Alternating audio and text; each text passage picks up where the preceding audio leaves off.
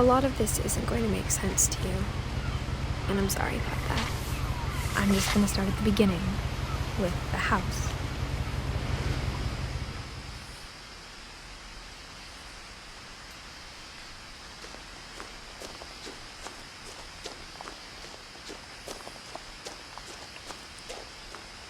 I lived here until I was 11, but I wasn't allowed inside half the rooms.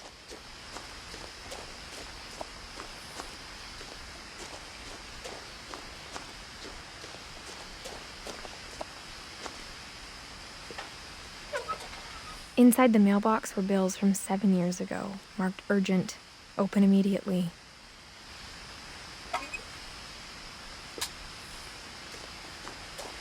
I hadn't been back since my brother Lewis's funeral.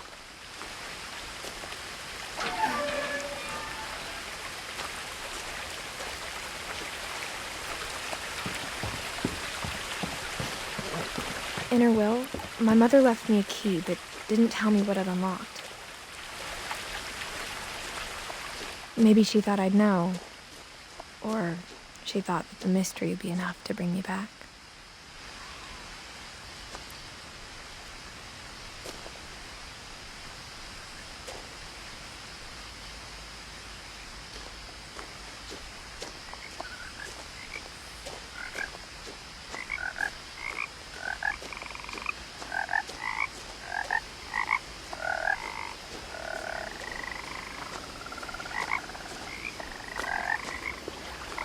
The truth is, even after I inherited the house, I never thought I'd come back to it.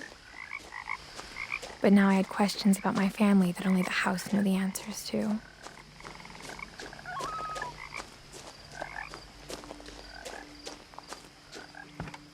The woods around the house have always been uncomfortably silent, as if they're about to say something but never do.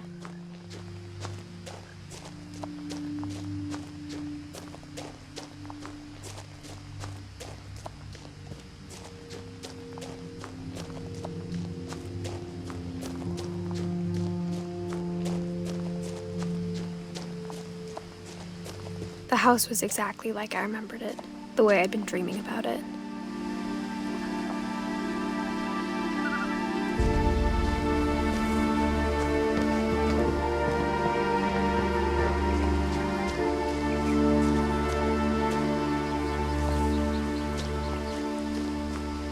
As a child, the house made me uncomfortable in a way I couldn't put into words.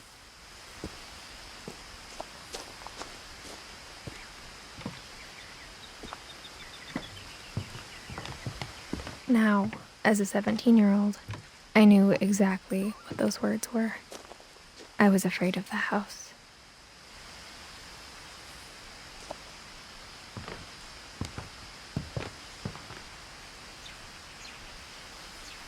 I hoped the key might unlock the front door. It didn't.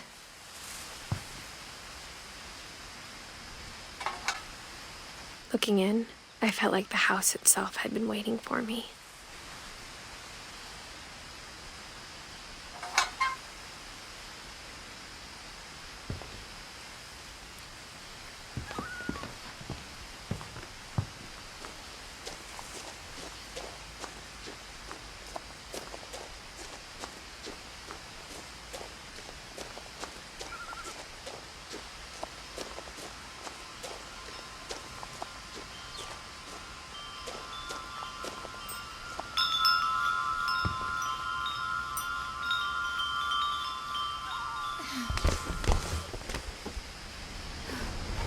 Crawling through the doggy door used to be a lot easier when I was 11.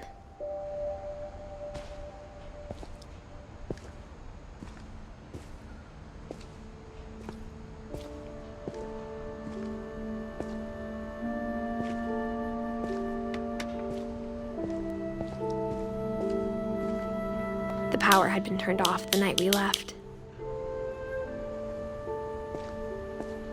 For the first time in years,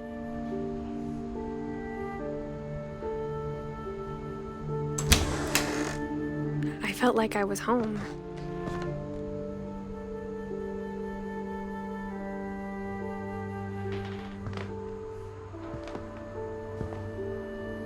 But instead of a family, there were just memories of one.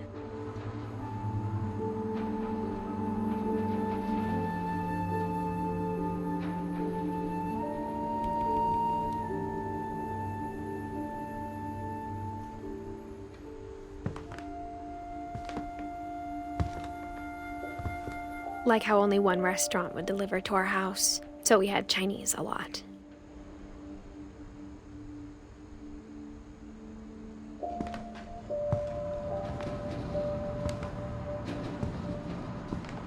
Or how after Louis started working at the cannery, we all got sick of eating salmon. Except our cat, Molly. Nothing in the house looked abnormal. There was just too much of it, like a smile with too many teeth.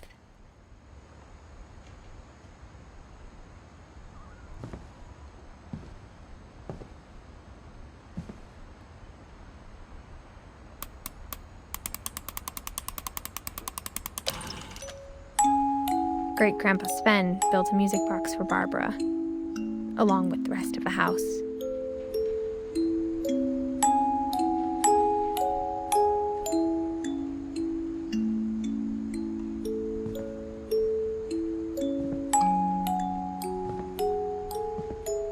Even the fireplace had a story. Edie told me the bricks came from the original house, after it sank.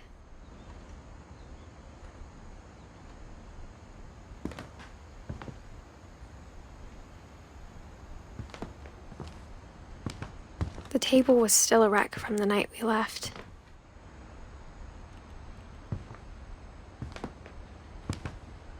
It was like a bomb had gone off, killing everyone but sparing the furniture.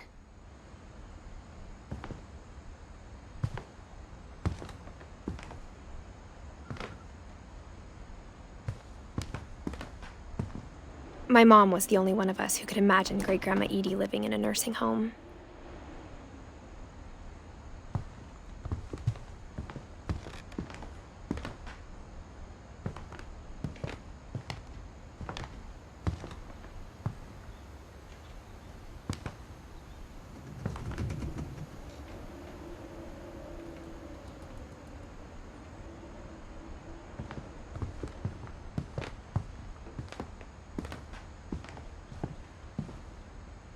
Mom always told me to stay out of the basement, so I wasn't too surprised when the key didn't fit.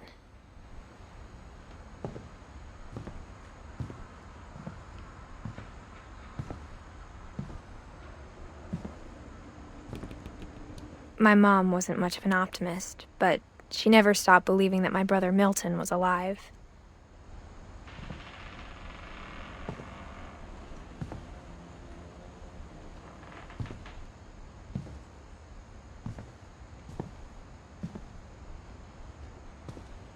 After Milton disappeared, Mom sealed up all the bedrooms. Then Edie retaliated and drilled peepholes.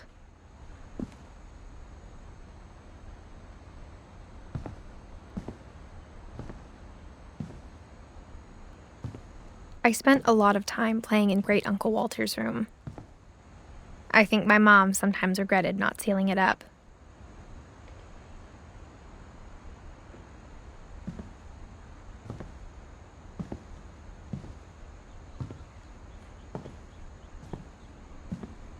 Louis told me there were secret passages, but I never believed him.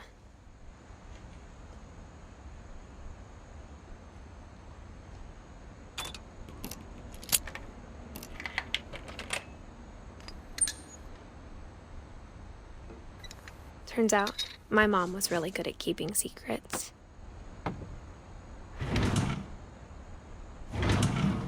Now it was time to find out what my mom had been afraid of.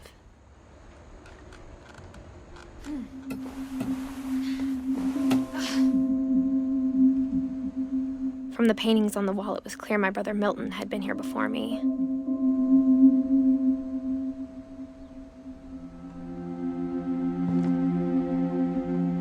Reading this, maybe it sounds like I had a plan. But I had no idea what was behind that door.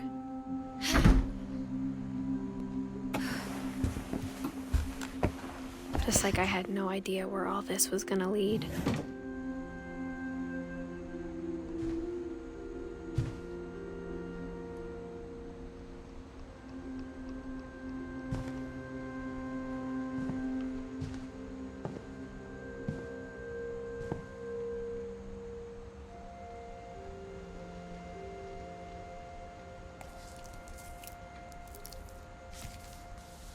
December 13th, 1947.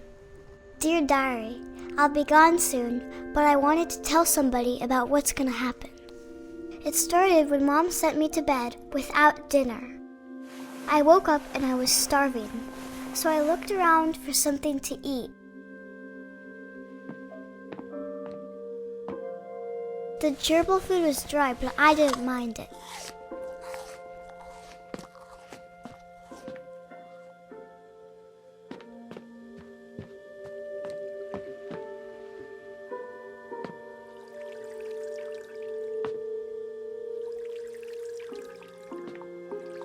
I thought about eating Christopher, but I held back.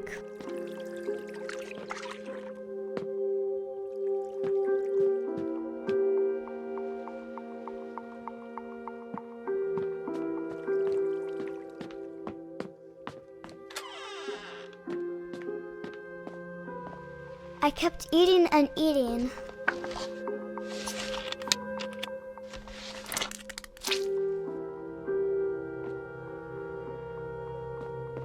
I ate a lot of things that night.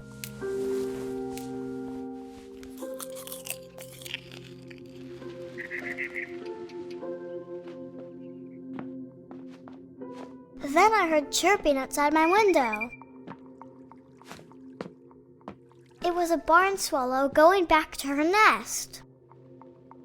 I reached out for her.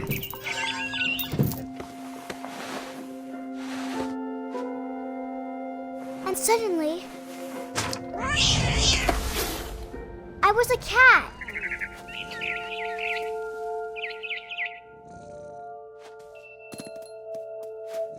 I tried to be quiet, but the bird was really scared.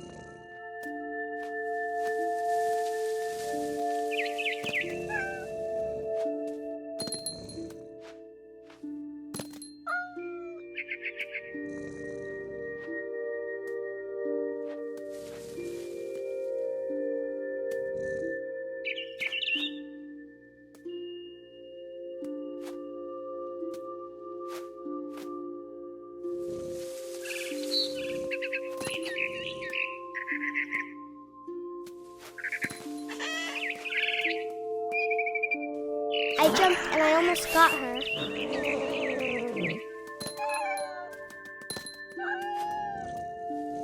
I could tell she was getting really tired.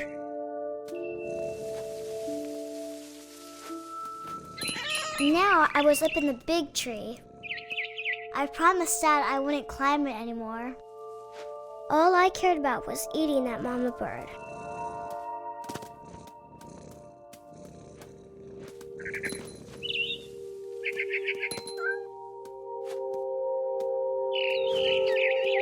I gobbled her up. And suddenly, I was an owl. First, all I heard was the wind. Then I heard little teeth nibbling in the grass.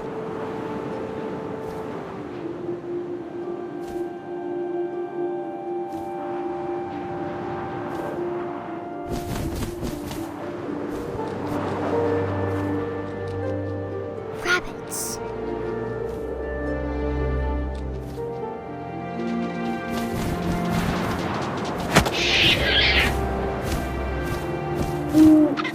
I imagined his face looking up and seeing mine through my talons. I swallowed him up, and I didn't chew one bit. Then I flew off to find something bigger.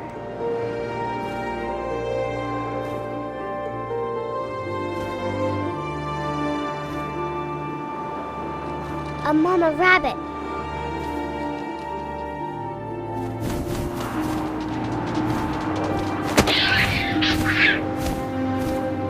She was almost too big to carry. started choking, but I couldn't stop eating. And suddenly, I was a shark.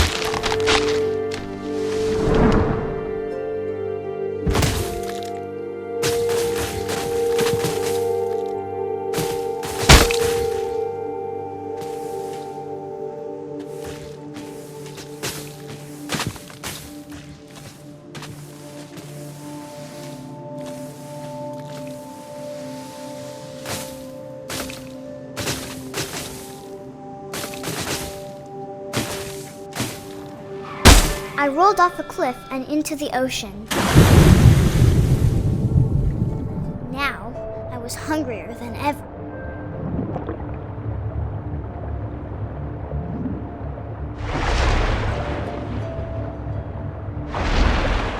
I wanted fat, juicy seals. I tore off her flipper, and it tasted really good.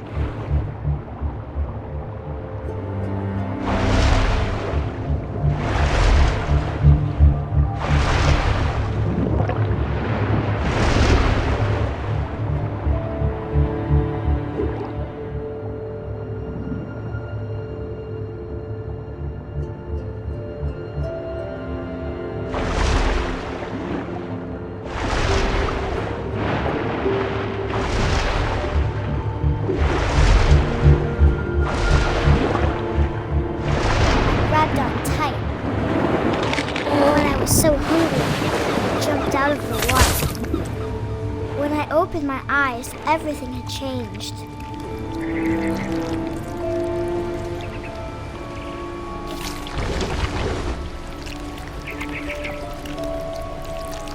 Now I was a monster, and I smelled people everywhere.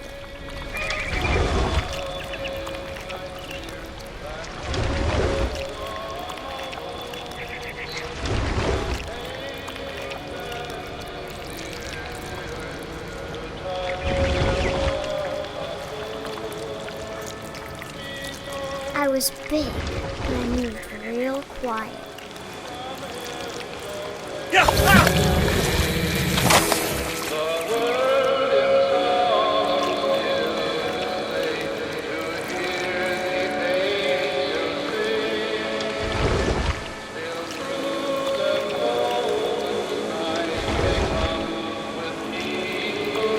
I wanted to stop, but also I didn't.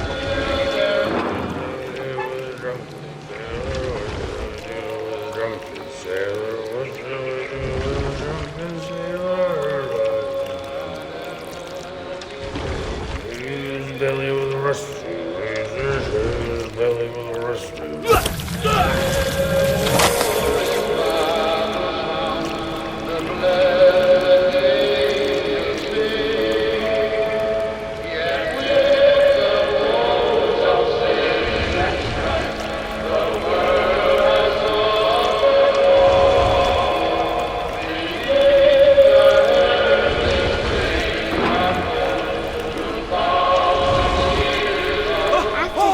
Passenger, I was still hungry. And to cross the water, I smelled something new. Something I had to have, so I swam towards it.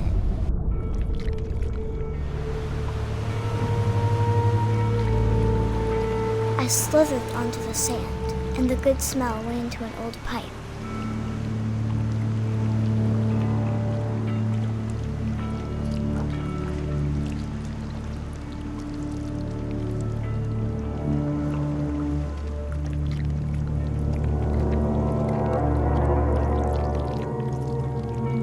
I got closer and closer.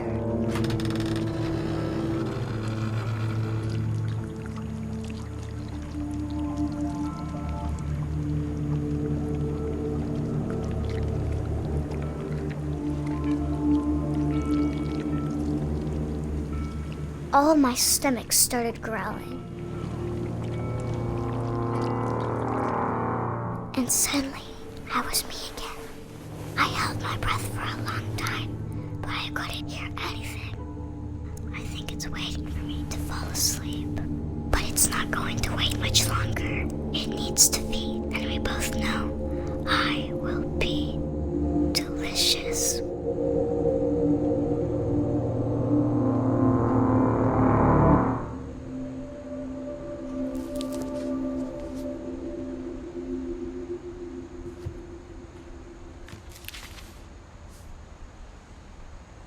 I'm not sure if I believed all of that, but I'm sure Edie would have.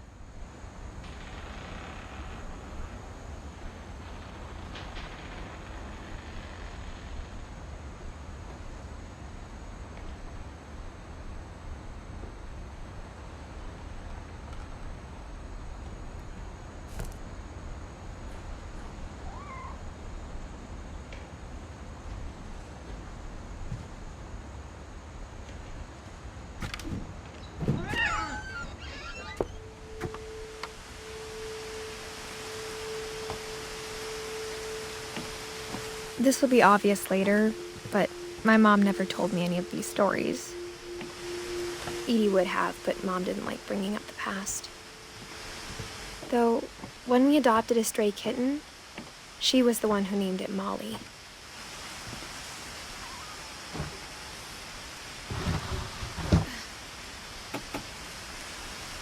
I spent a lot of time in Great-Grandma Edie's room.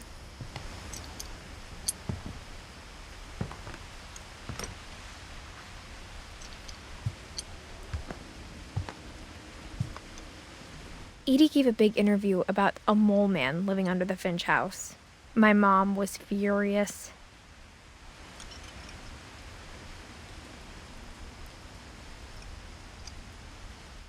I hadn't thought of myself as Edith Jr. for a long, long time.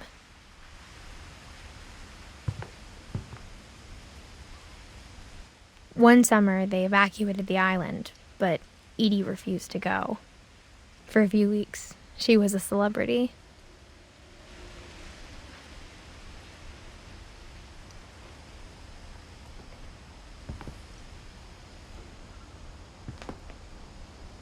When Edie told people Sven was killed by a dragon, she could also have said he was building a dragon-shaped slide that collapsed.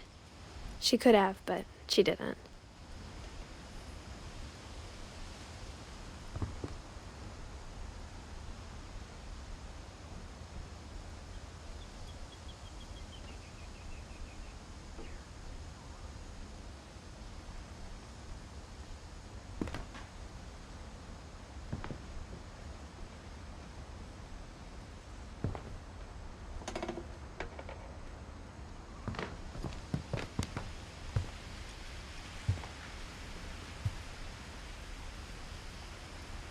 Edie knit me a new pair of gloves every year, just in time to replace the old ones. Louis died a week before we left, but Edie had already started to memorialize him.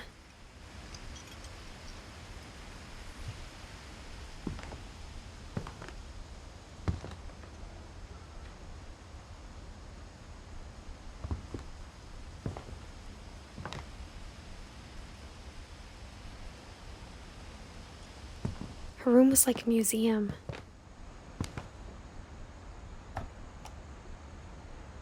For 500 years, the Finches have been famous throughout Norway for their fortune and misfortune.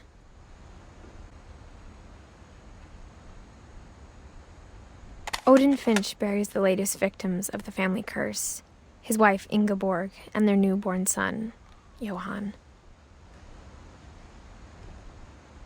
On January 7th, 1937, he set sail with his family and his house, hoping to leave the curse behind. But 40-foot waves off the coast of Washington send the house and Odin to the bottom of the sea. Odin's daughter Edie, with husband Sven and baby Molly, step ashore on their new home, Orcas Island. Odin Finch is the first to be buried in the new family cemetery. His daughter Edie is already dreaming of a new Finch house.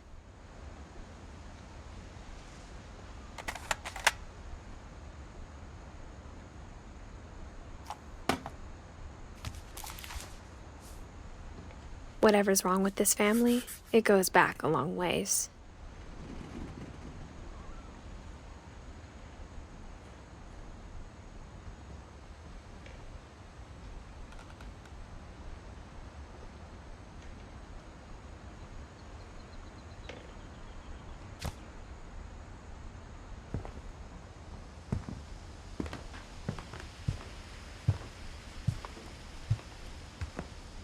even in her 90s.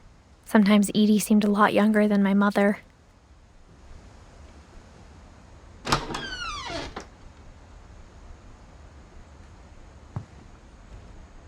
The only trace Grandpa Sam's first wife, Kay, left on the house was the pink bathroom.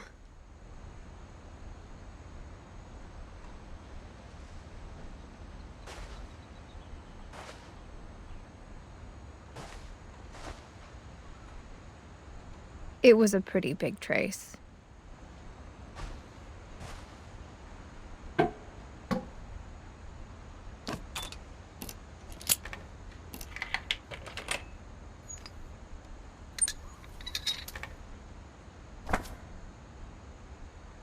There's a secret in this bathroom.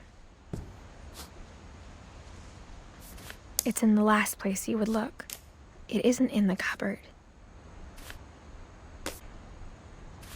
It's hidden in this book.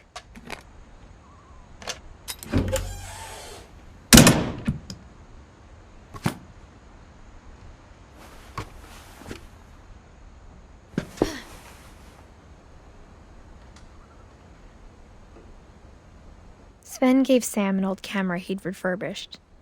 He never put it down.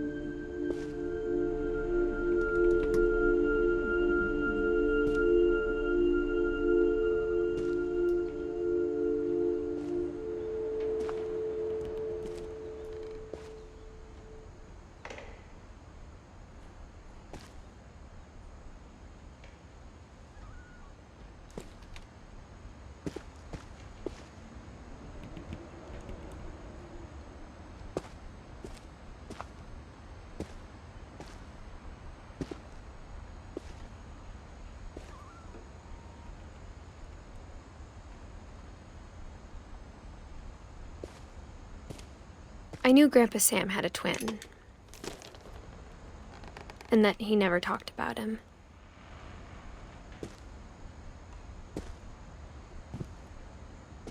I guess my grandpa didn't like history any more than my mom did.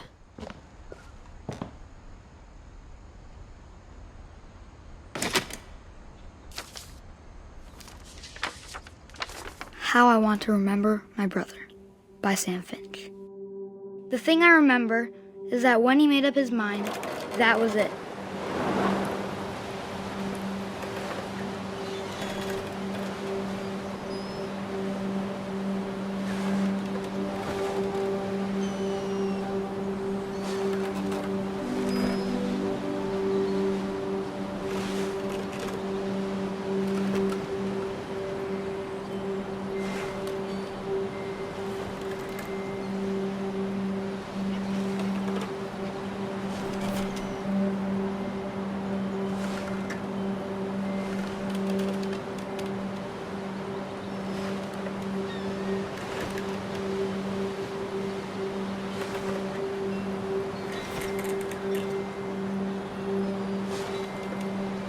My brother said he'd die before he ate another mushroom. And he did.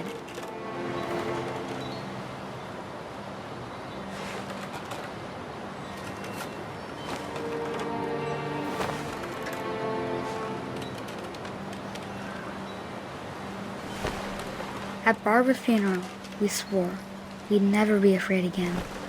And he wasn't. I think Calvin always wanted to fly.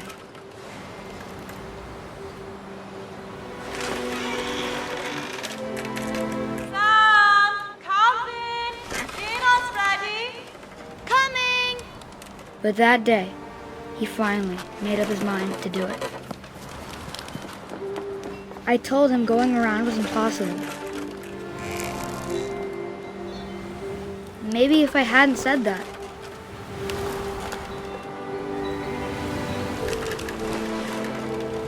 Alvin, I'm not gonna tell you again. maybe if the wind hadn't picked up, then maybe he'd still be here. But I doubt it. I think he'd already made up his mind. That's what I want to remember about my brother.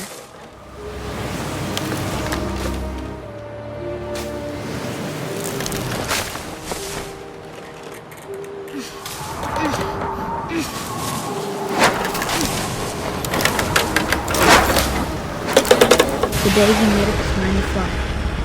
And he did.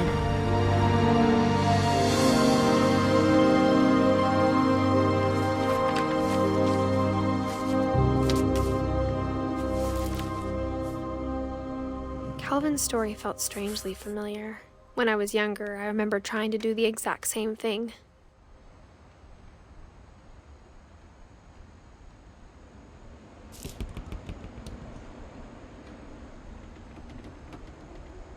After the funeral, Edie roped off Calvin's half of the room.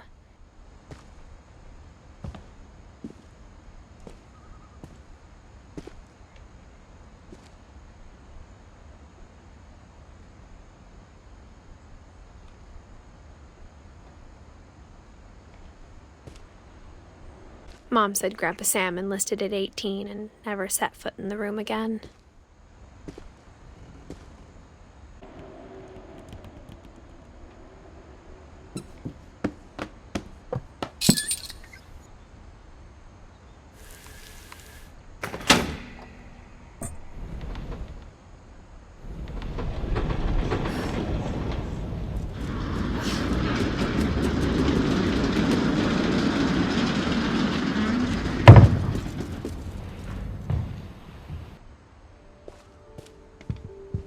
The passages were a pretty tight fit. They'd obviously been built for smaller hands and bellies.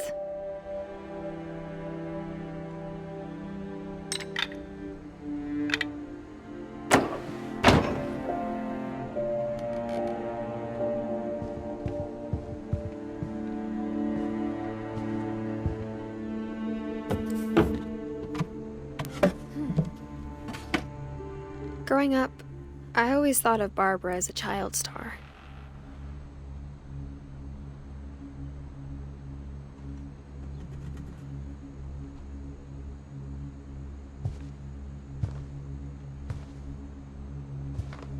I never thought about how hard it must have been for her afterwards.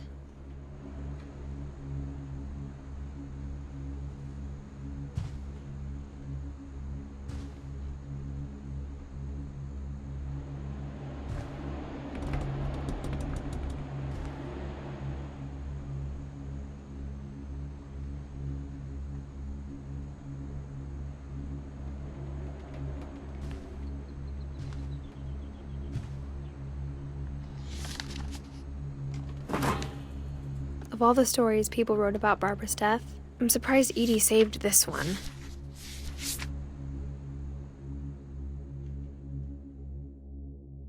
Old Jack here with another ghastly tale inspired by America's most unfortunate family.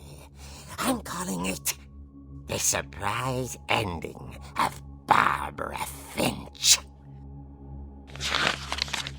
As a child star, Barbara was famous for her scream. Now at 16, she was all washed up. A has-been. But in a lucky break, she'd been asked to perform her signature scream at a local convention for monster movie fans. It was just the boost her career needed. Unfortunately, her scream hadn't aged well. Getting better. I think you just need the right motivation. Her biggest fan and current boyfriend, Rick, was about to demonstrate when... Now that was a great scream. It was Barbara's father, Sven. He'd slipped into a table saw and had to be rushed to the emergency room. So Barbara got stuck babysitting her youngest brother, Walter. Her convention comeback was canceled. Okay, I'm hearing frustration, but I'm not hearing terror. What if I tried... A gang of hoodlums in Halloween masks have been terrorizing Orcas Island tonight. Police are urging residents to... That came from the basement. You're right! Also, I loved your delivery on that. Why is your basement door locked? Because my dad likes making puzzles and secret passages.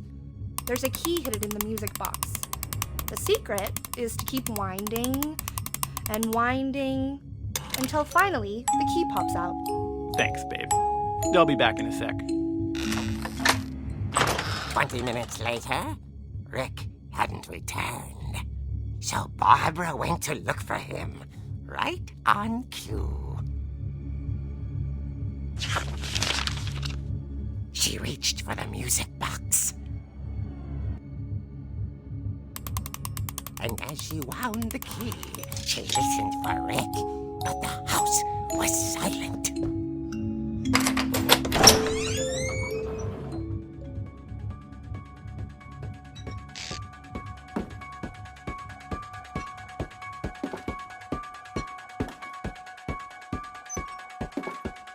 She found Rick's crutch and imagined the worst.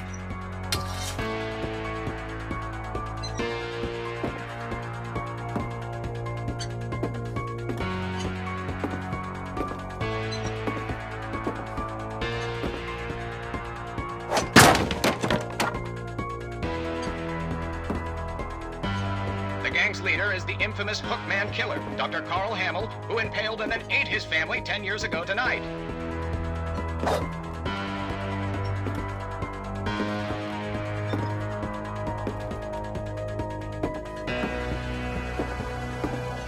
old fridge rattled and grew still.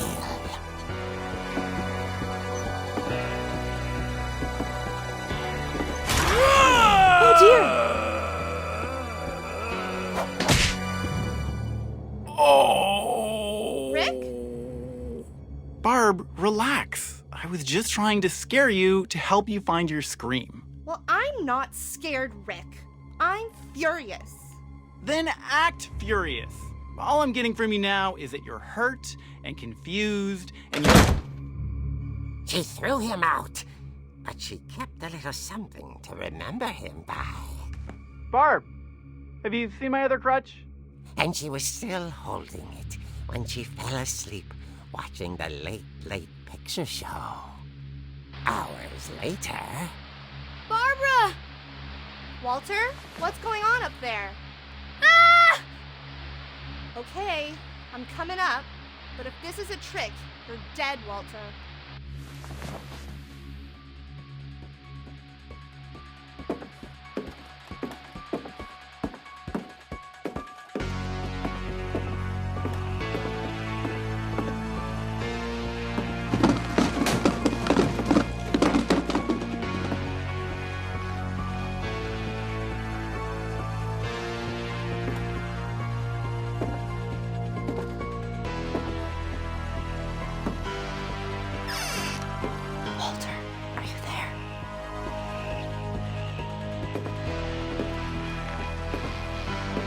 Walter had vanished, but his bedside radio was still on.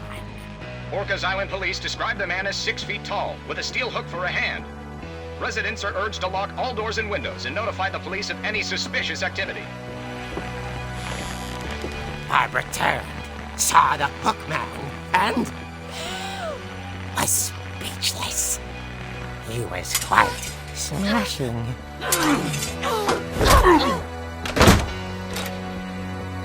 And he was.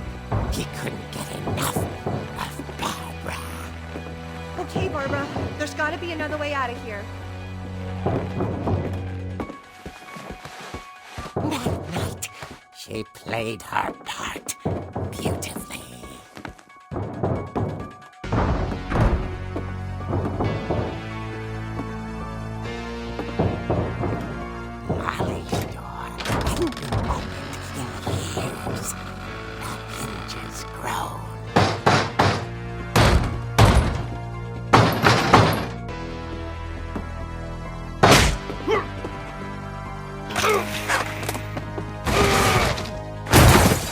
wasn't moving, but she sensed the story might not be over yet.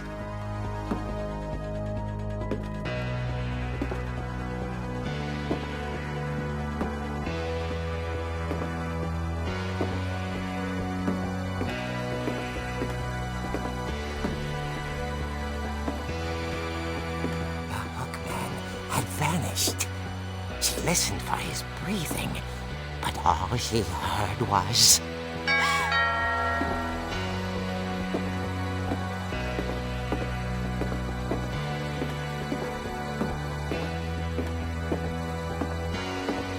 At the door, she heard whispering. It was coming from inside the house.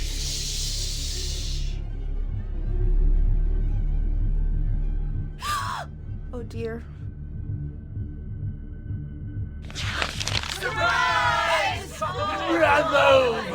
You were wonderful! The monsters had come to surprise her. For Barbara, it was a dream come true. Then she saw what kind of monsters they were, and she realized what was about to happen. She was going to be famous.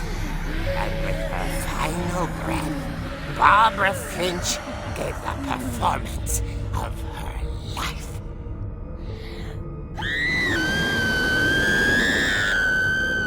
I wasn't there myself, but I hear Barbara was magnificent.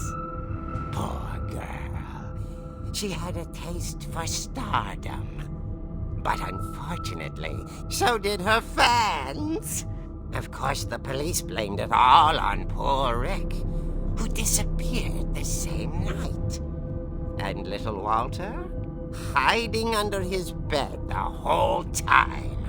He took it all pretty hard, but that's another story. As for Barbara, tucked inside the music box is all they ever found of her. Her ear. Now that's what I call a real eerie tale.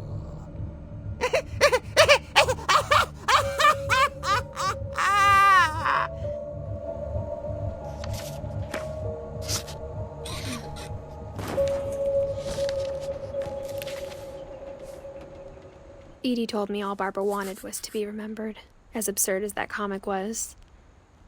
Maybe what Edie saw was a happy ending.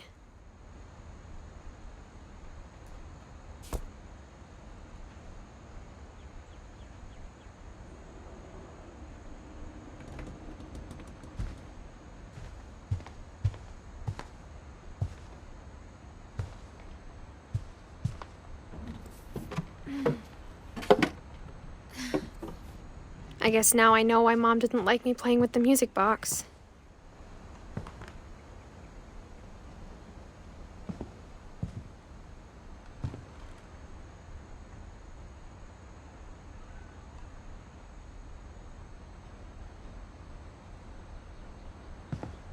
Edie's father, Odin, built the original house.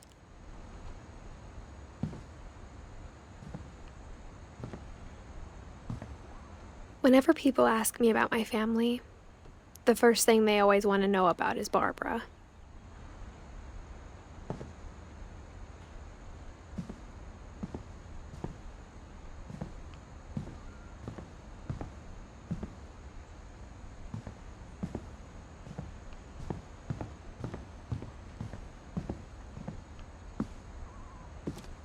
Mom must have locked the third floor stairs on the night we left.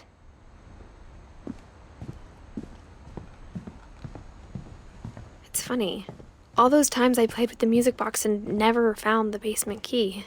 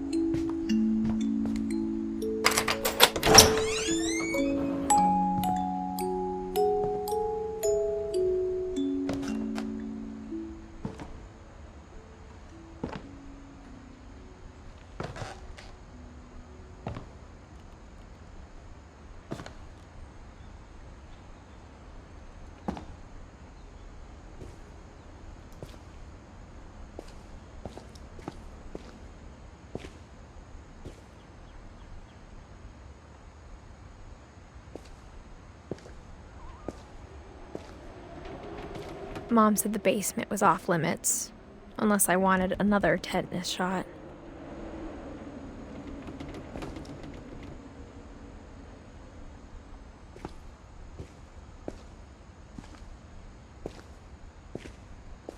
I saw Edie sneak down to the basement once, carrying packages.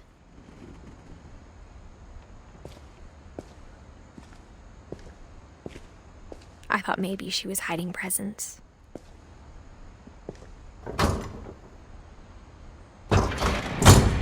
It turned out she was hiding a lot more than that.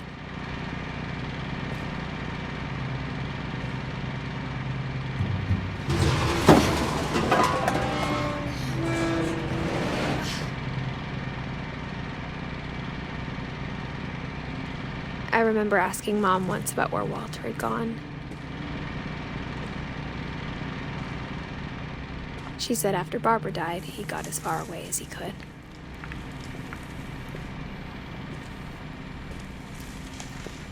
If there's a pattern in all these stories, I think it's that none of us has gotten very far.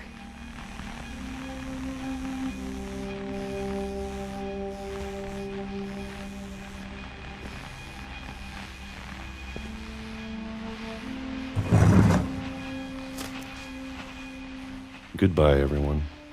I can't believe I've been down here for 30 years. On that first day, after the shaking started, I didn't think I'd survive a week.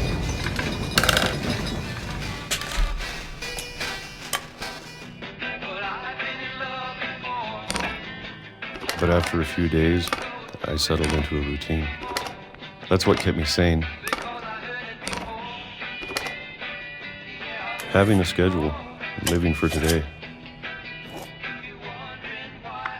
I always expected to be dead tomorrow. But if you wait long enough, you get used to anything.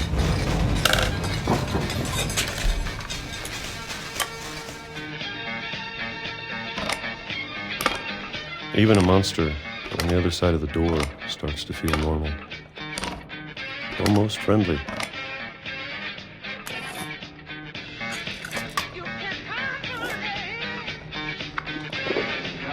And then one day, everything just stopped. Whatever that thing was, it was gone. Maybe it got tired of waiting. Or maybe I just got tired of being afraid.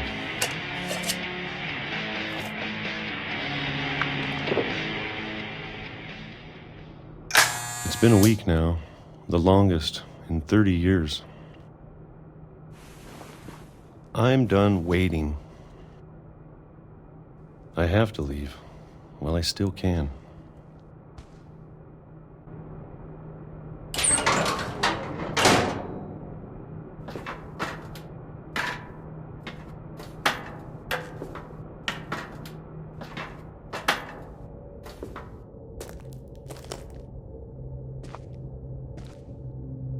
I know it's out there somewhere.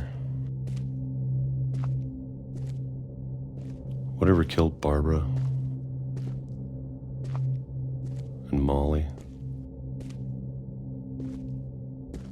and Calvin. Maybe this is all a mistake.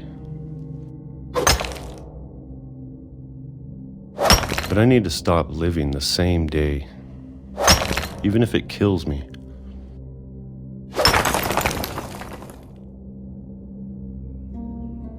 Whatever's out there, I want you to know I'm ready for it. I'm going to appreciate all of it, especially the food. I don't mind if I only have a year left, or a month, or a single week. I'd be happy with one real day. I can already imagine the sun on my face.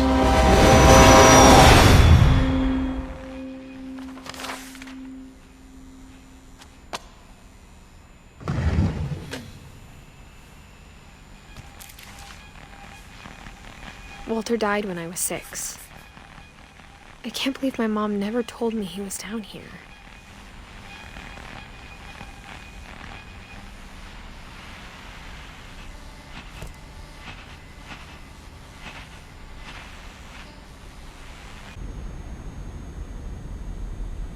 I'm sure my mom was trying to protect me.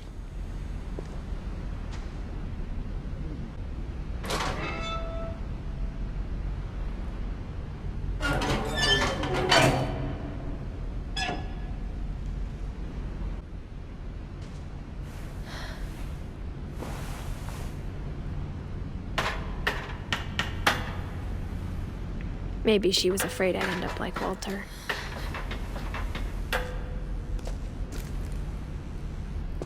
But if she never told me about an uncle under the house,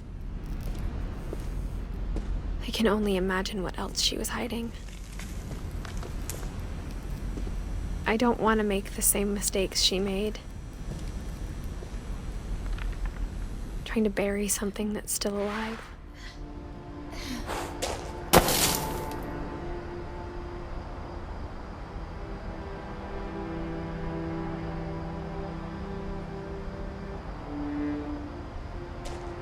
Now that there's only one of us left, or maybe 2,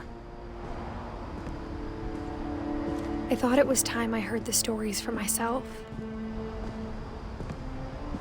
and found out what happened to everyone else. But now I'm worried the stories themselves might be the problem. Maybe we believed so much in a family curse, we made it real.